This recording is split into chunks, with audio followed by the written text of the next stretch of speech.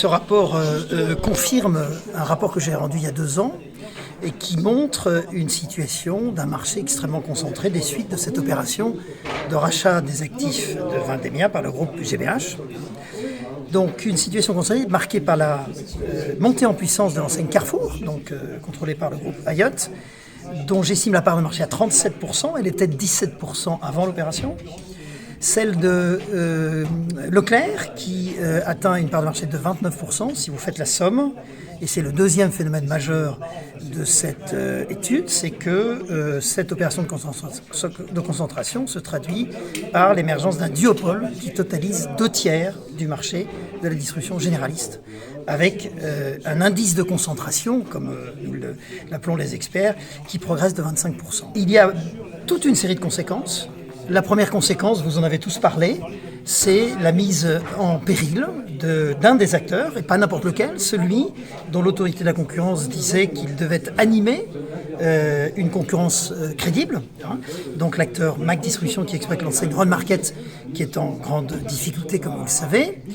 Deuxièmement, il y a une situation de dépendance économique créée par ce duopole et par la montée en puissance d'un acteur, dépendance économique des acteurs de la production locale, mais aussi les fournisseurs locaux.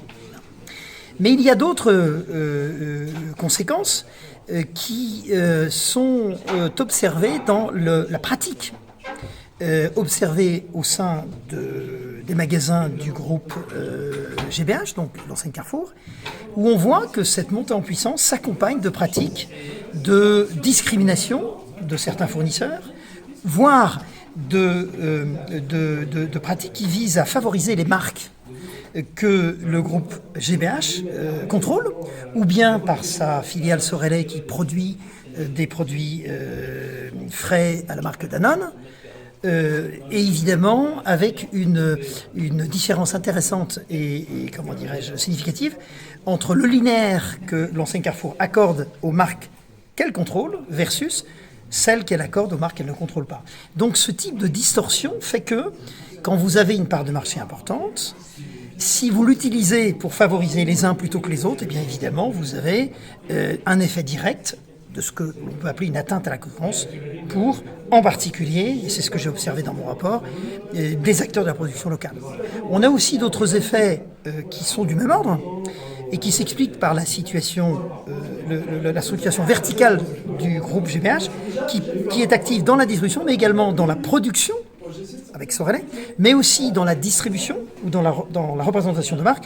Et typiquement, le groupe GBH possède maintenant le grossiste Supercash, qui donc consacre à peu près 80% de son activité à la revente de produits chez les petits commerçants. Et en contrôlant cela, je me suis rendu compte que les petits commerçants, pour la majeure partie des références qu'ils achètent chez Supercash, achètent les produits chez Supercash entre 5 et 25% plus cher que le prix de vente aux consommateurs chez Carrefour. Ce qui d'ailleurs les conduit à aller acheter chez Carrefour. Donc ça, c'est aussi une distorsion importante. Mon estimation, c'est que le duopole va s'accroître encore et va menacer d'autres acteurs. Et ceci va avoir des conséquences directes sur la diversité de l'offre pour les Réunionnais, et puis surtout, évidemment, sur les prix. Mais aussi la diversité de l'offre.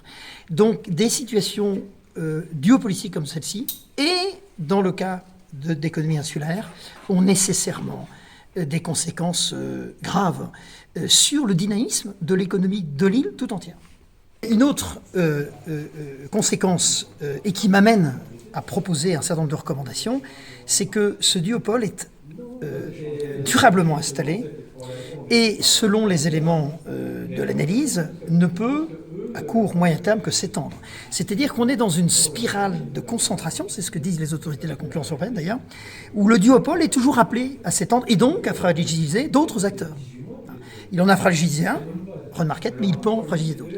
Ce qui me conduit à recommander au pouvoir public, aux élus, à l'exécutif régional et évidemment aux législateurs, lorsque le marché en arrive à de telles extrémités, si j'ose dire, telle concentration de marché, il faut que la loi apporte des réponses. Et donc je recommande une modification du Code du commerce spécifique à l'outre-mer, en particulier à La Réunion, mais tous les départements d'outre-mer en situation d'insularité, qui viserait d'une part à limiter la part de marché des acteurs, pas simplement dans la distribution généraliste, mais dans tous les secteurs, à 25% par acteur. Pourquoi 25%? Parce qu'il ne faut pas que 2 acteurs aient plus de la moitié du marché. Deuxième disposition qui est très liée à la première, interdire ce qu'on appelle les organisations verticales, c'est-à-dire impossibilité pour un acteur d'être présent en amont et en aval d'un marché. Typiquement, là, ce que j'ai observé, c'est-à-dire un acteur qui est producteur et qui favorise ses marques au détriment des autres. Et troisième chose, je crois que le moment est venu, compte tenu de la situation du marché, de prononcer le moratoire de toute installation de nouvelles grandes surfaces.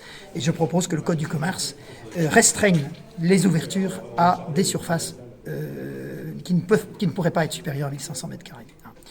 Et tout ceci assorti d'une disposition importante quand on voit le caractère, on va dire, singulier de la décision de l'autorité de concurrence, qui a approuvé les remèdes que lui avait proposés l'acteur GBH, qui était son droit, mais qui montre que tous ces remèdes n'ont pas été efficients et n'ont pas protégé la concurrence, contrairement à ce que l'autorité de la concurrence l'avait dit.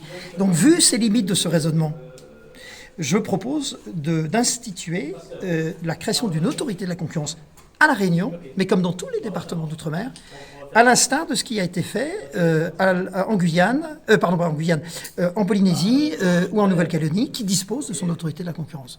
Donc autant de dispositions qui ne s'appliqueraient pas qu'à La Réunion, qui ne s'appliqueraient pas qu'au marché de la distribution généraliste, mais à l'ensemble des secteurs d'activité, parce que les économies insulaires sont particulières et singulières.